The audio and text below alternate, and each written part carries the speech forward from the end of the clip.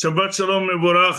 Nous sommes Parashat Bechukotai et Perek He de Avot, Perek He de Avot, Ba'asara Ma'amarot Nivra Olam.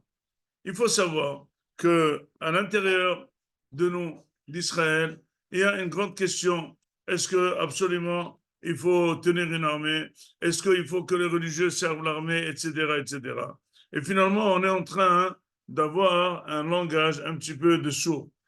Eux, ça veut dire l'État, les personnes qui ne sont pas religieuses exigent qu'on fasse l'armée et nous, on exigerait qu'on ne fait pas l'armée. Il y a deux raisons. Une première raison qui est importante, c'est que le module qui s'appelle armée, tout celui qui rentre religieux devient non religieux. Et donc ça s'appelle perdre la religion pour l'armée. Ça, on n'est pas prêt. Mais la deuxième question qui se pose, est-ce qu'on est obligé de composer avec tout le monde et faire l'armée? Normalement, par esprit d'égalité, il n'y a pas de raison que les religieux ne servent pas l'armée. Mais cela dépend aussi d'un autre objectif. La paracha dit que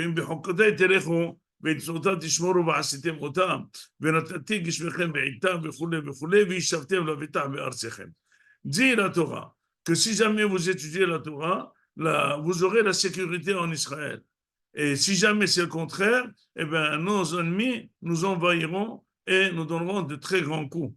La question qui se pose finalement, quelle est notre approche? C'est exactement le Pereke qui dit Ba'asara ma'amarot nivra olam. Ça veut dire que le monde a été créé avec 10 paroles d'Akadosh Baruch Hu.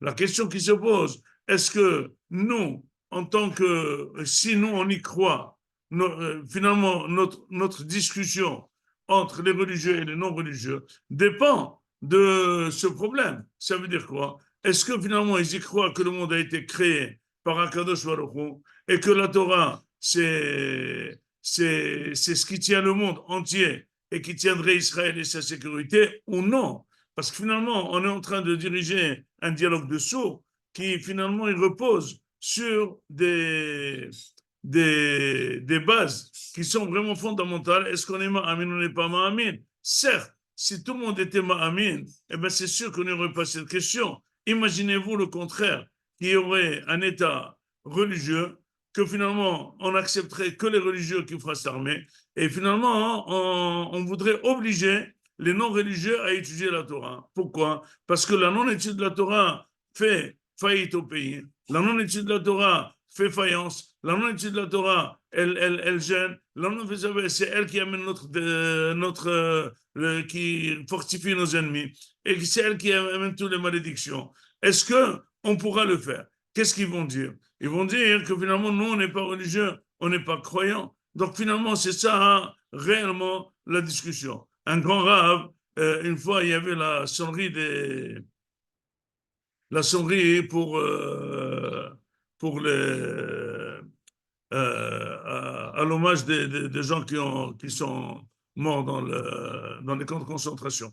Et finalement, tout le monde doit s'arrêter 1 minute de silence. Et lui, il ne s'est pas arrêté. Il y a un non-religieux qui lui dit, hé, Rab, c'est pas normal. Tu t'es pas arrêté de la sirène. Il dit, moi, je suis pas religieux. J'ai pas compris. Moi, je suis pas religieux. Ça veut dire quoi? Que ta religion veut qu'une minute de silence, elle fait de l'effet. Eh bien, moi, j'y crois pas en ça. Donc, finalement, notre État en lui-même, il est déchiré sur cette paracha. Et on voit exactement quelle est l'ampleur. Parce que finalement, Akadosh Baruch Hu nous aurait fait crédit des années et des années, 75 ans, pour éventuellement créer un État qui est un État d'Akadosh Baruch Hu. Or, depuis qu'il a été créé, la force de le créer non religieux était plus forte que la force de le créer religieux. Les religieux ont rattrapé un retard énorme. Ils ont amené énormément de personnes de pays qui croyaient les rendre non religieux, les Marocains, les Tunisiens, les Irakiens, etc., etc. Mais finalement, ils ont été plus touchés, ils sont devenus religieux. Et donc, finalement, le monde religieux est devenu important jusqu'à ce qu'on ait une minorité imposante. Et finalement, c'est ça notre question. Est-ce qu'on y croit? Dit David Amelech, qui était le roi d'Israël. Moi, j'ai fait énormément de planches chaque jour. Mais finalement, je me retrouvais au Beth Midrash. Je me retrouvais en train d'étudier. Disent les Mefarshim, je n'ai pas compris. David Amelech voulait régner, être un roi ou pas. S'il doit régner, il doit être au mausolée, il doit être dans le palais royal, il doit être dans les réunions ministérielles, il doit être dans la direction, il doit être sur les fronts, il doit donner les ordres, il ne doit pas être au Beth Midrash. Celui qui veut être au Beth Midrash, il doit abandonner le gouvernement. Pourquoi David Amelech était dans le gouvernement, il dirigeait le pays, et finalement il était toute la journée au Beth Midrash? Disent les Mefarshim, c'est vrai. Lui, il avait un faible pour l'étude de la Torah.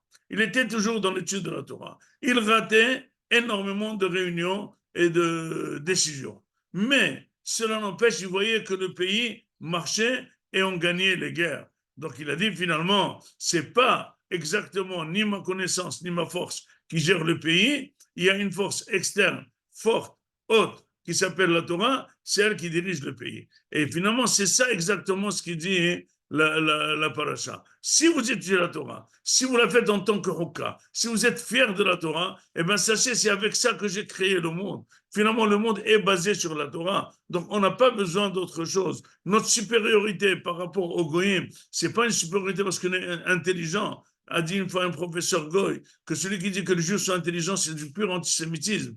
Mais on est supérieur au Goy parce qu'on a un cadeau. Plus que les Goy, c'est la Torah. Donc finalement, il faut investir dans la Torah pour que Hachem nous aide. Et c'est exactement le fond de notre discussion. Donc, c'est pour ça qu'il faut absolument enfoncer le clou et avancer, faire progresser l'étude de la Torah, répandre l'étude de la Torah. Et plutôt que d'amener des religieux au front, il vaut mieux amener des non-religieux à la yeshiva. Et là, on sera encore plus sûr et plus protégé par Akadosh Baruch Hu, beaucoup mieux que la protection de l'armée. Shabbat shalom mevorach.